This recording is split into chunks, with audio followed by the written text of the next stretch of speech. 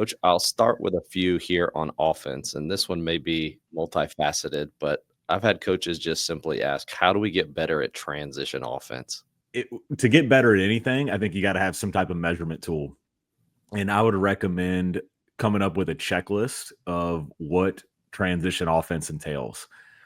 So, for example, on a make, do we get the ball out of bounds quickly? Do we get it up the floor quickly? And to do this, one, have a system, right? Like identify inbounders could help. Identifying zones of the floor could help. We have the dead zone, the speed zone, and the read zone. So just having clear terminology and clear task will help you form a system around that. And I'll say this, of all the film that I've watched, of all the teams that I work with, I think the biggest area of growth or like the lowest hanging fruit is getting the ball out of the dead zone quickly. The dead zone being the part of the court you're defending. So we're going the full length of the court here. The faster we can get the ball out of the dead zone, the better. And on makes, I would say most teams say they want to run on makes, usually don't like truly race up the floor. So getting the ball out of bounds, I think if the coach that asked this or any coach that wants to improve their transition offense, if you go back and you look at your film, I would be willing to bet that you could get the ball out of the net quicker and out of the dead zone faster as well. I did an episode on this like maybe a year and a half ago. I'll try to link it down below, but not just doing a checklist for what we're talking about right now, but we did the checklist for all four phases of the game. That checklist is coaches are going to want it, but it's going to look different based upon what you value. And so I'd encourage coaches to go back in and make their own checklists. This will at least give you a jumping off point. Yeah, I'll give some examples of things that I would have on my checklist here. Grab the ball out of the net quickly, catch outside the dead zone. Okay, that's kind of your inbounder, racker, point guard roles. Everybody else, are we actually sprinting up the floor? And are we looking back for the ball or are we truly racing? I didn't want my players looking back for the ball before half court because it's very hard to sprint and not look where you're going. So it's a race to half court, and then you can start looking over your inside shoulder for the ball. And then two things that I think you can shape some constraints around in practice and measure is what I call the 4-second push. Does the ball cross half court in 4 seconds or less? And then within 7 seconds, do we get our first shot, paint touch, or flow into our first action? I had one connected to this of the idea of playing fast. Inherently or naturally, typically then come the turnovers. And this coach said, we've watched the film, we've done the small-sided games, we've identified the different types of turnovers. We're still turning the ball over. Is there anything maybe that we're missing? I'll celebrate this coach for knowing what type of turnovers he has, because that's going to give you more actionable tips to actually tackle in practice. So turnovers usually fall under skill or decision. So let's take passing, for example, which I think are probably the most common turnovers. A skill turnover would be you're open and I just throw you a bad pass, or it's not on time, right? Like I don't have like the timing of the play. A decision turnover would be, I think you're open, but you're not. That'd be categorized as a misread, or how this is like one of the most frustrating turnovers as a coach is you're not open and I throw it anyway. So those are decision turnovers. So I like that this coach has identified the type of turnovers. If you're still turning the ball over, I would say easiest ways to correct this would be one, substitutions. Like whoever's making the most amount of turnovers should probably play less minutes, unless, here's the caveat, there always is, it's your point guard or your racker, whoever has the ball in their hands. Oftentimes it's our best player. I don't think it's crazy to think that the player who dominates the ball will also lead you in turnovers. They've got the ball the most. They've got the most decisions to make. So I would say this: are we truly spending enough time on practicing this, or at this time of the year, other things becoming quote unquote more important? Turnovers are the number one metric that determine winning and losing at the high school level. And I would even argue at the college level too. So yeah, I mean, also understand that unless you're extremely targeted, this is going to be something that's a slow drip. it's going to happen over time. So even if, we don't want to be a fire hose and like, hey, we're going to work on this for 20 minutes today and expect a ton of results tomorrow. We're going to work on this for 20 minutes every day and we're going to get 1% better at it. Yeah. The decision-making turnovers I typically find are they use skill and then they look. And so it's a matter of training the eyes, and that will look different. I've also found where the player plays frequently on the floor, like for a player in the post, that's going to be different training the eyes versus when somebody catches on the wing versus when your point guard does. And so the individual film study has really been helpful. I think that sometimes like film study, and we all watch the same things, may actually render you fewer results than if you were to spend the time. And I know that takes time and nobody has time. Then watching individual can be time consuming, but that's where I've really found the biggest strides. Yeah, let me add one more thing to that because you had a really good point of like where you get your touches.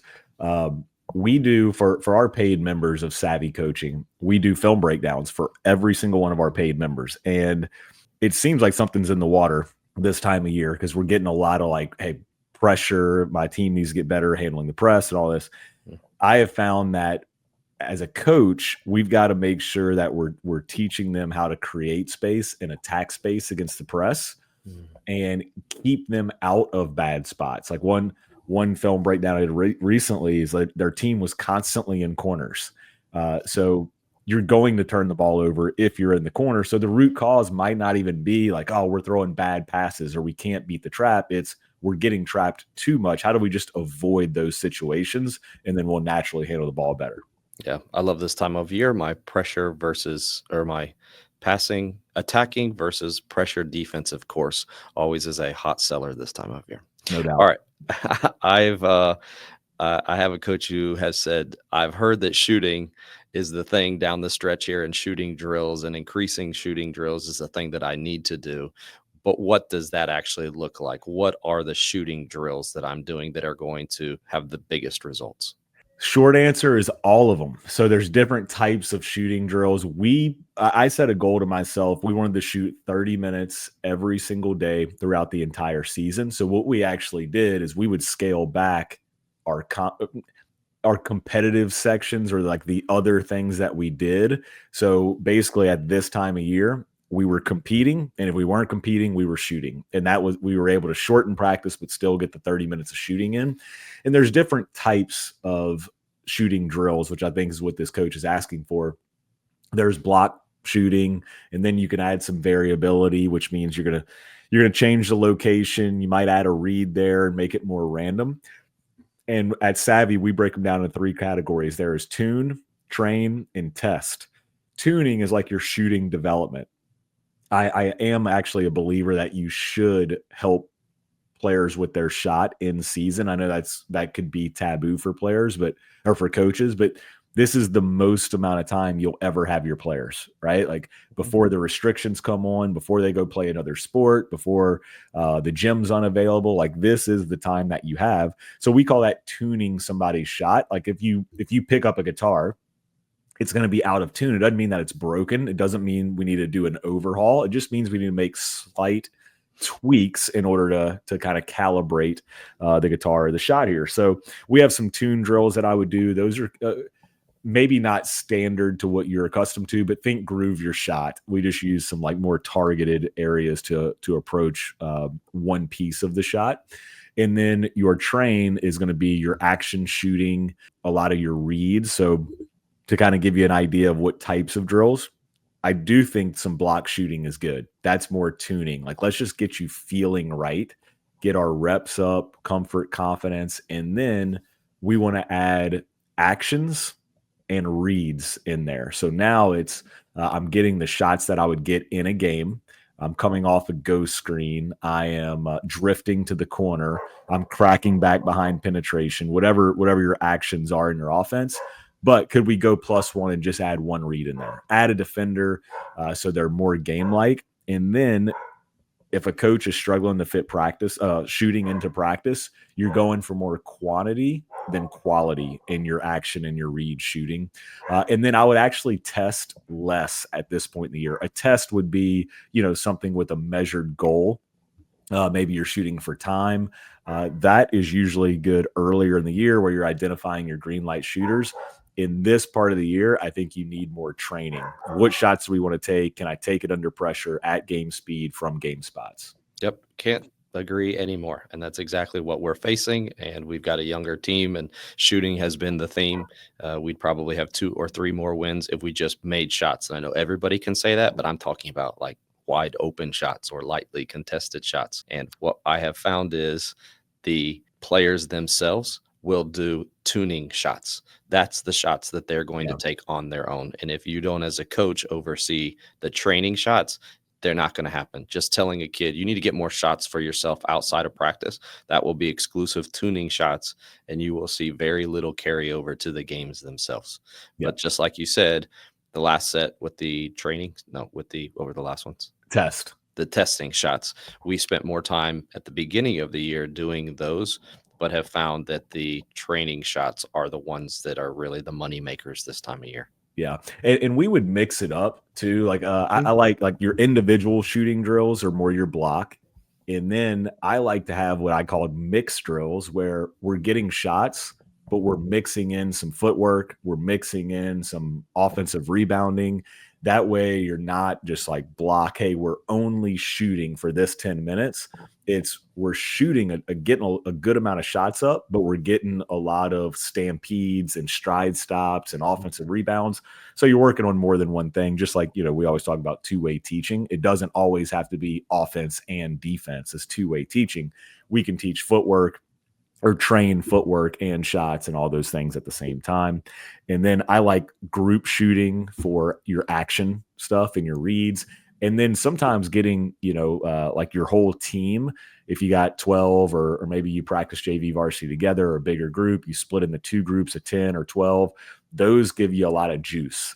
Just everybody's together, the gym's loud. It's kind of a good tone setter. So I like to do those either early in practice or end with those. So we end with something fun and competitive.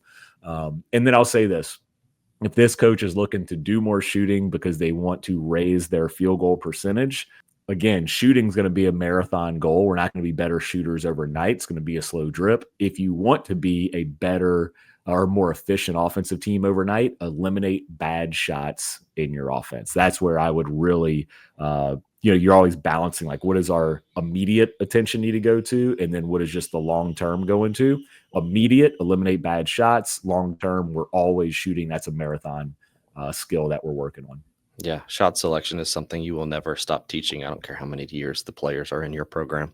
All right, this is one that I always get, and it happens because most of us don't have a room full of superstars. It is ways to attack a box and one. If you want to do triangle and 2, if you want to broaden it out to just any kind of junk defense that you've seen, but most frequent, probably the box and ones. First is I think your mindset matters. And if junk defenses give you some anxiety, there's sleepless nights there, then we know what we need to do in the off season. We need to become a better junk offense coach.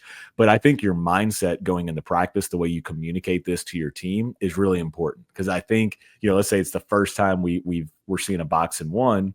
I think if you go to your team and we got to install these things and we spend 30 minutes on it, you're just like putting in your players' minds that like, oh no, we're at a disadvantage because they're playing a box and one. I would shift that to say, hey, we're at an advantage because they have to play us a box and one to win. And they don't really play a box and one a lot. So it's not going to be a good one. So first adjustment would be no adjustment if I had to choose between doing nothing and doing like a ton, installing 4 or 5 plays and a different offense. I think that's going to be overload. I'd rather go into the game saying we're going to be who we are. We're going to execute what we execute really well rather than trying to do all these things we don't execute them. Box and one, I would treat like a zone. So I would run more of my zone offensive attack. And what we always had is either quick hits specifically against the zone that maybe just plug and play work against the box and one, or we might have to make a small tweak to them. We also had actions that are good against man and zone, like a ball screen, or Princeton's like chin is good against the zone too. It's like how can we make a small tweak to that to get a big return? So if we're setting any type of screens, let's say off-ball screens, we're going to prioritize the slip more than the actual cut. Because that's where the zone is going to be weak, because we're slipping in the middle of the paint. So I think your approach really matters. I think making small tweaks to what you currently do is the lowest hanging fruit for you. And then to get your best player touches, we can obviously have them be screened for. I would do this. I would create a trigger. If our best player gets a catch, just automatic ball screen. Just identify, your best ball screener, and let's just get them in action. That's to me, it's an easy way to give you some structure against a box-and-1 or a team that face guards your best player. And then you can always look for them to be a screener as well. We're constantly trying to get defense into coverage, and we can do that by having them screen, knowing that there's going to be no help on there. But again, I wouldn't spend too much time on that. I would actually recommend tweaking what you already do. So if you already run pin downs or splits or something, just say, hey, Tony, we want you setting the pin down. We want you in the split. And then again, we're prioritizing the slips and all that other good stuff. I would just do like a baseline runner and have the two guys screen along the baseline screen and then slip to the front of the rim. If they don't want to go out on that, then you get wide open shots in the corner. Maybe from time to time, have the guy down on the one who's being attacked to actually screen for one of those two guys down there on the bottom and slip to the middle of the rim. Yeah, don't overthink it. All right, let's flip it now. And you're playing a team that does have a dominant player. What are you thinking? I'm going to play a 1-on-1. No, I'm just kidding. Yeah. I would, okay, so it depends on what type of player it is, but let's just say a dominant player. I would shift your focus on we have to shut this player down. And I would actually just focus on how can we get this player into the least efficient part of his or her game. So this player is a really good driver. They're really quick. I don't think we can keep this player in front. They shoot the three, but I would rather them shoot threes than twos. Okay, well, now we know our adjustment. And if they beat us from the 3-point line, we can tip the hat.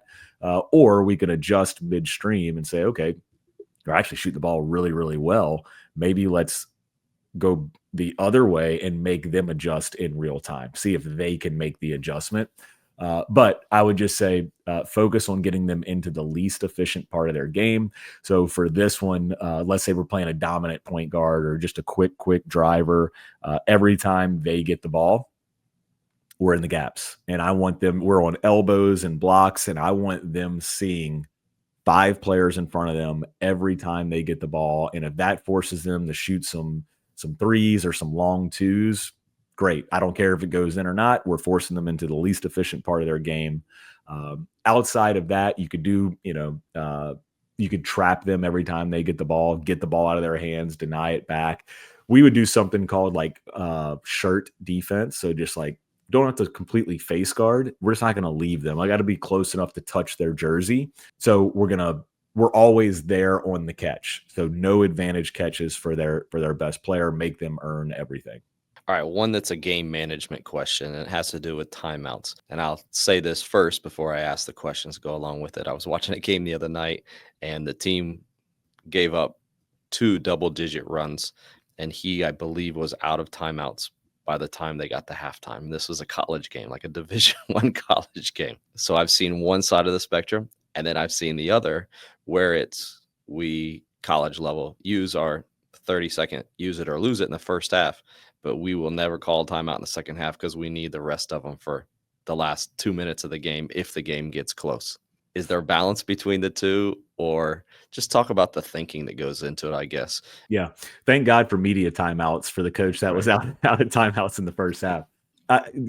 Men's college basketball is playing halves, so just break those halves into 2 10-minute quarters. If you call 1 a quarter, you still got 2 for the fourth. So that just gives you kind of a baseline of, if I do call 1 a quarter, I still got 2 for the end of the game. I always had to remind myself too, is hey, they're going to call some timeouts too, which give us some timeouts. But, as far as managing timeouts, I would have a system for why you would call a timeout instead of just always reacting in the game. So you could have something where, 3 empty possessions in a row offensively, we're either making a call or a timeout. I like the team that's on the floor right now. I don't want to sub, but we're tired. Timeout. If you like, an identity timeout is important. If we're supposed to be, a team that plays in transition and we're walking it up, timeout. So that would be just a framework for like just some generic canned reasons for calling a timeout. I know as a younger coach, I read a Bob Knight book, and he was like, I'm never calling the first time out. They're always adjusting to me. And man, as a 21-year-old head coach, that probably was not the best book for me to read, or the main takeaway from that book, because I held on to that belief for so long. That ego got in the way. And now it's just like, man, like timeouts are valuable, especially if you use them wisely and have a system for how you use your timeouts. Yeah. Once they get to the huddle, or as they're coming to the huddle, how do you manage your timeouts? I know it was different, but you have experience both high school and college. So maybe talk about the differences even between those two. Yeah, I mean, the media timeouts in college are like eternities. Yeah, I Infinite. mean, it's First time that we went somewhere and I coached D1, like we were ready to go back on the floor, and there was still like 30 seconds oh left. yeah, it's like you don't want to be the team that's like out there, and then you're Yeah. like, oh, we actually have a minute. Come back. So let's go media timeout. I mean, you gotta have an extended meeting with your coaches. I like to give, and that gives your team kind of space to talk and air out some things. I like whether it's your typical minute timeout or your extended media timeout. I'm always going to lead with some questions for my team, and that might be as they walk to the bench. I might just want to direct their focus to something if it's really important. So timeout, my team's walking to the bench or running to the bench if that's important to you. I might just look at my captain, my leader, and just say, "Hey, rebounding." And then he knows, like, hey, let's frame a conversation while the coaches meet. Let's frame a conversation about rebounding in the huddle with the coaching staff. Everybody should have an area of the game that they're looking at. It's like, hey, give me your main takeaway: rebounding, shot selection, turnovers. Like, what are you seeing? And I would want my assistant coaches to talk before I did, because as a head coach, if you go in there and you're just like, oh, our on-ball defense stinks, well, now the rest of the conversation is only going to be on ball defense. You might not get anything from your coaches. So we would have our coach conversation. I like leading with a question for our players. Hey, what are we seeing out there? And instantly you're going to know what their focus is on. Like, you might be thinking about your on ball defense, and then they might say, we can't get shots against the box and one. And it's like, okay, well, they're really worried about the box and one. Even if you think you're getting great shots, at least you know where their attention is and what their perception is on the floor. Have a system for your timeout, where players sit for a full timeout, or if it's a 30, then like where players stand. Do you want like your racker here, this? Because how many times in a 30-second timeout you look up and you're looking at 15 dudes or dudettes and you're like, whoa, who's in the game right now? Or who did we just sub and who's playing this role? So have a system for that. I wanted my 5 players sitting on the bench, and then I wanted everybody behind me, so they're engaged in the timeout. Everybody's listening. One rule we had is you do not stand behind someone in timeout. I want to see everybody's eyes and faces. Body language is important. Being engaged is important. You never know when your number is going to be called. So have a system for that beforehand, before you have a really crappy timeout and players are unengaged, or you're watching film and you're like, this dude isn't even paying attention. Like, let's have a system for it and be proactive. The beginning of the year, we had a lot of new guys. Some things happened. I had to take over as head coach for a couple games. And the first game, after the first game, or maybe even after the first half, I thought to myself, why is this not going well? Why are my timeouts not? And I didn't have any idea where anybody was. I was like turning, looking, and trying to find people, and people were standing behind me, and just putting them behind and then putting them in order allowed things to be organized a whole lot better. All right, this is kind of a one-off here at the end, but it's probably one that a lot are facing this time of year to some degree, whether it's from a player or from a parent. And it's the individual who comes to you and says, I or my son or daughter should be getting more playing time. And essentially what I end up getting is they look at you as if, what say ye? So I will ask you, what say ye? What kinds of things are you saying to them?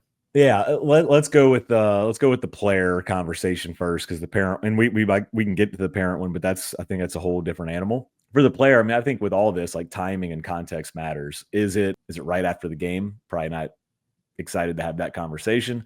But if they come to you in a good way, like, hey, all your players want more playing time, and one, like, if they do it in a respectful way, like, hey, they're willing to have an honest, hard conversation. That's really difficult for a lot of coaches to go to the head coach and say, look, I'd like to play more, or I think I should be playing more. You always want to be solution focused in that conversation. So hopefully they come up with, what can I do better to earn more minutes? And I think your players should see practice as a true opportunity to earn minutes. And man, at this time of the year, it's hard because your rotation's likely set. But I do think every player in your program should know their big three. What are the top three things that you bring to the table? And I think equally important would probably be, what don't they bring to the table? Like, I'm not going to be a great rebounder. I'm not going to be a great post defender because of my just physical constraints.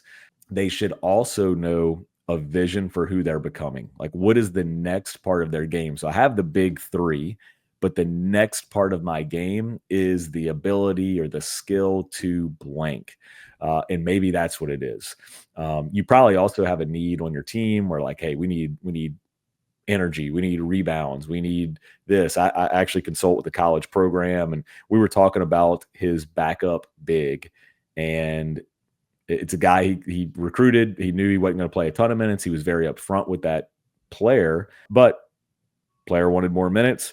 And instead of, the limiter for this player was their energy. Just, we're not playing at a high enough energy level. So instead of just saying, like, hey, we got to play harder, my recommendation is, can we give them one thing? Like, can they be the best rebounder, right? Can they direct all their energy into rebounding or into ball screen coverage or into low post defense? Whatever that is, give them one thing. I would also say the way you approach that conversation is really important. You don't want to feel closed off. You don't want to feel threatened by it. But I think players want honest feedback of why they're not playing, and be willing to give them that. Is, hey, I would love for you to play more, but until you do this, I think your minutes are going to stay the same. Here are three ways I think you can improve this, whatever that is. And then, hey, if they do that, everybody wins. Yeah, two things came to mind. One is just simply managing expectations. They come in with a set of expectations that's most of the time not accurate. So the more conversations that you can have, their parents have, it's the exact same, and it's understandable. They've never been around or had a sibling play college sports, and so reality is just different, or the next level, whatever it is not. The second thing is, I would also ask questions, and I would ask questions too about statistics. This is where the coaches who track things, whether it's in game or in game and practice, also have a little bit more, I guess, ammunition. But I think that sometimes getting their perspective. So when they say something like, I'm better than this guy, or this guy's doing this and I'm getting this. Okay, do you have statistics that show that? The data just shows us what the data is. And so many of us are using programs like Huddle and Synergy that you go to them and show them, no, this is what is actually happening. Yeah. Again, the sense of reality, I don't know that I'd call them to their face delusional like Mick Cronin did, but they're just not accurate. They're 18-year-olds, they're 16-year-olds, they're 15-year-olds. So just helping them see reality. Yeah, I saw that press conference. That was interesting. I also think, okay, three things. That is the benefit of having a competitive cauldron in practice. You have something that measures. You have your stats that you're seeing in practice, so you have your data. Number two is tell players why they're coming out of the game. Sometimes it's just, hey, man, it's the next guy's turn, right? Like, you're the seventh player, you're the seventh man. You went in, you played 3-4 minutes. I'm putting the starter back in. You did great, but it's just their turn to go back in. Now they've earned those minutes. And that kind of leads me to the fourth thing is define your minutes. There are rotational minutes and there's situational minutes. Within those minutes, they could be performance or behavior driven decisions. So rotational minutes, like, you're in the top 8, you're going to play. Everybody in the top 8 is usually happy unless, your rotation is shorter than that. But if you're in the rotation, everybody's eating. It's the players that are on the fringe that are the situational minutes. Like, here are the situations where you're going to play more. You're big physical. So when we play a big physical team, your minutes might go from 7 to 12. But Also, it's based on performance as well. Like you're a starter, you're not bringing it tonight. Well, then somebody else is coming in, or your behavior is below standard, not playing hard enough, talking back to the refs, not being coachable. Well, now your minutes will decrease as well. So there's all those situations. And then also it's a great reminder that like life isn't fair. You know, there might be a player that doesn't practice as hard as you, but they got the X factor in the game. They can just put the ball in the hole. And there might be a player that practices really, really well, but when the lights come on, they just freeze up. They don't have it. So there's all these kind of like X factors in there. But I think defining what goes into your minutes and kind of the unseen thing that players and parents may not see, or two things is one, X factor, like I said, like this dude or this dudette just has it on the court. They just bring us something that no one else does. And then there's also some things that are like the intangibles, like just program investment, leadership, communication on the court. We just tend to play better when they're out there, even though they're not filling up the stat sheet, or the untrained eye might not see what they bring to the table. So a lot of times just raising awareness to that, whether it's the player or the parents in that conversation, would help. Yeah.